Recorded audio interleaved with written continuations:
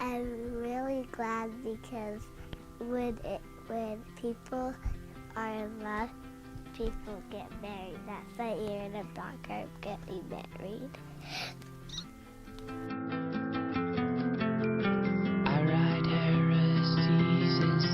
Brock and I, well, technically we first met in kindergarten. I don't remember much from kindergarten. but we don't remember this. I don't know why. And no, I do not remember being in I don't class with remember him or really anything besides the fact that we got Easy Cheese and Ritz crackers at recess. But anyways, here's our picture. Here's me. Thanks, Mom. I love the nice bangs. And here's cute Brock. So cute. This is where we technically first met. We don't count it because we don't remember each other. So, kindergarten. Who knew?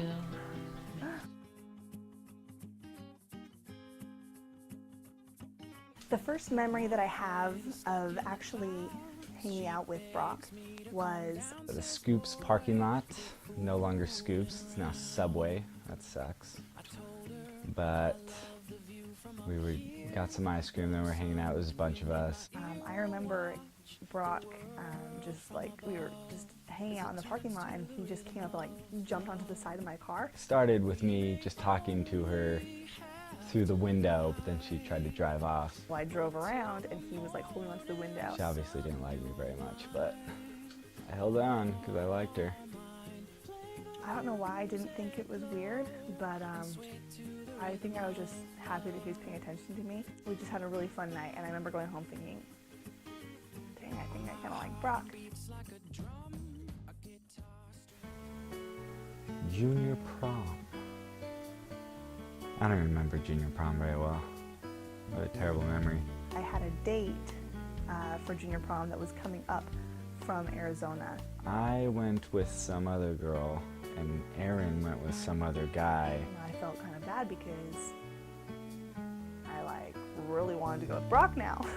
I could tell that she didn't really like the guy that she was with, even though he traveled quite a ways to come to this dance with her. The next day of the dance, we were in the same group date, and we were at the park. We were playing missionary Tag. 'Cause that's how awesome we were. It's that, tag where you go and link arms. It's really not that fun, but we were playing that, and I don't know, it might have been on purpose that I ran and linked up to Brock. I thought it was really funny, and then I think I asked her about it, and she said I made this boy come up and go to dance with me, but I didn't really like him anymore. that she didn't like him. I didn't think that I was making it obvious, but maybe I was. For the dinner, we went to Jeremy Hardman's house, and there was tons of us. We had 2 huge tables.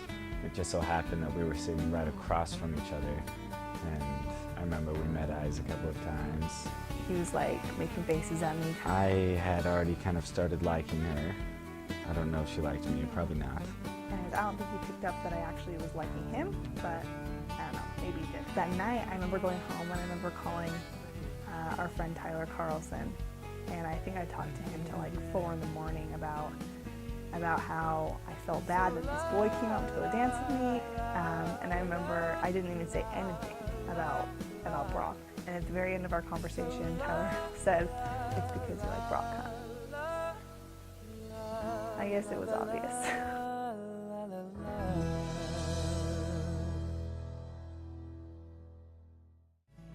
Mine and Brock's first date was Valentine's Day. It was in February, because it was around Valentine's Day. And we decided to go to the Pineview High School Jazz dinner night. I was 16 years old. He was barely 17. And I asked Aaron to go with me, so we went, and we went with Kennedy Bird and Jake Lingwall. We danced to jazz music all night. She looked really good. I think she was in a red dress. I wore a really ugly pink shirt. That's probably wrong, but I think she was in a red dress. I don't know why I wore it, and I really hope he doesn't remember that. But it was a really fun first date. We still have the ticket.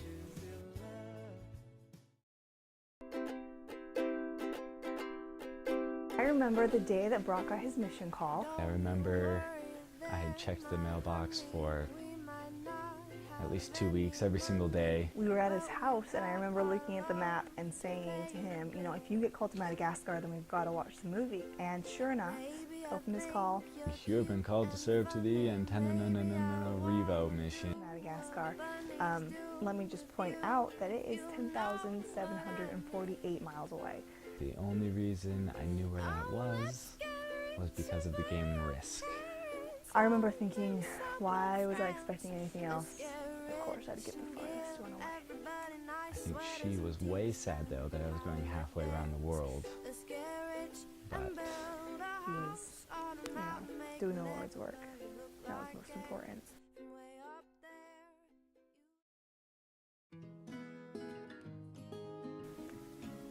The day I said goodbye to him, we were in his room packing up all of his stuff, throwing stuff into suitcases, and I remember I was really emotional and hysterical that day. Before everyone came over to my house to say goodbye for a little goodbye party, Erin and I were in my room, and I was just finishing up on some last-minute packing. And I remember I kept just saying, let's go to Durango's one last time, let's go watch a movie one last time.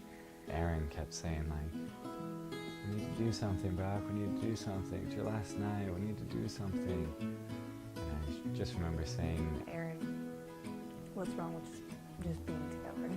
And we just sat there on his floor in the midst of all of his packing, and he just held me close, and we must have been silent for a half an hour. And it was one of the times that I felt the closest to him. She remembers the doorbell ringing, and she knew that people were starting to come, and that was the last time that she had with me alone. I'm thinking, you know, that's our last moment together for a long time.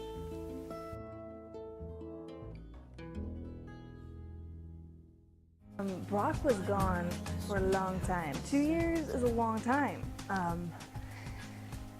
I lived with roommates that every single one of us had a missionary, and so fighting for the mail was deadly at times. But Brock and I, you know, it would take a long time for letters and packages to get there, so we would email most of the time. Erin and I still kept in touch quite a bit. Our mission president allowed us to email every week, so of course I got an email from Erin every single week. Every time I got a package from Brock, it was the best day of my life. I remember one day I was sick, and I was home, and the doorbell rang for me, and I worked at a flower shop, and the delivery driver at this flower shop was at my doorstep with a bouquet, and I'm like, why are you here? You know? And she's like, it's for you. And I remember opening the card, and it was from Brock, and I'm not sure how I pulled it off. Got online one P-Day and sent her some flowers, and I guess she really liked it. It was, you know, one of the best things ever. Of course, I missed Erin a lot, so coming home to see her, the fact that she was still here when I came back was awesome. I remember there were tons of people in the airport, just tons and tons of people. I went in there, hugged my mom first and my family, and then some other people, and I remember seeing Erin. She was one of the first people I saw, and she looked beautiful. She looked amazing.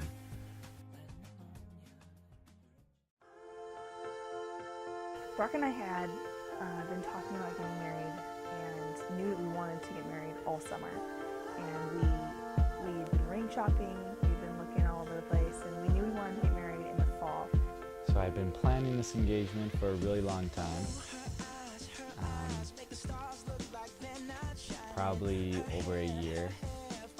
Anyways, it was about 2 weeks before our pictures, and Brock had asked me to go on a date with him. So the night of, she had just got done taking pictures for her family. I told her that I wanted to go on a little date, nothing big, just something cheap and fun. So he asked me to go and take pictures with him, like up on the Red Hills. So we would go up there, we'd take my little camera. We took pictures up there and just looked out at St. George. Then we went to the Blue Bunny parking lot, which is a pretty nostalgic place for both of us. After that, we went to Iceberg, got drinks, and then I was like, let's just go back to my house. You know, we don't have any other plans. And then I said, oh, I have a really good idea. We should go to the mall and just just go to the mall and take some pictures. And she was like, I swear the mall's closed. Like, it's 9:30, and he convinced me that it closes at 10. I was like, oh no, I work there. We work something out. I believed him. He works at the mall, so I trusted that. And we got to the front doors and they were locked, but the security guard, good friend of mine now, he was waiting there and he opened it up for us. And the security guard opens it and just lets us in with a smile. I'm still not even thinking about being suspicious about this. So we make our way down to the photo booth, is what he wanted to do, was take pictures. Got inside the photo booth and I realized that The machine is turned off. It must turn off like, when the mall closes. But I remember saying, well, oh shoot, like, it's kind of disappointing that we can't take pictures, but I know something that'll make it up to you. And reaches into his pocket and pulls out the ring. Then I asked her to come outside of the photo booth. And when she did, all of her family and her friends and my family were waiting right outside of the photo booth with all the cameras and everything, and I knelt down. Asked me to marry him. I honestly don't remember what my response was. We have it on video, so I'll have to go back and watch it. It was a good night. It was a really good night. It was such a sweet moment, and even the security guard was crying. You know, even though Brock's plan didn't exactly work out, it was the best proposal I could have ever thought of because it was from Brock.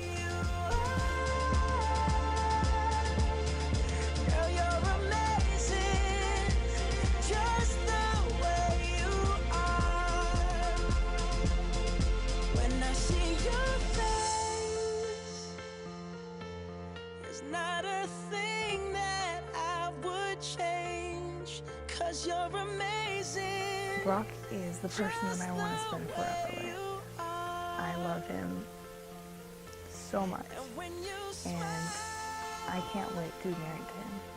The whole world stops and stares for a while, 'cause girl, you're amazing. Basically, most definitely and incandescently, we are in love. And we always will be.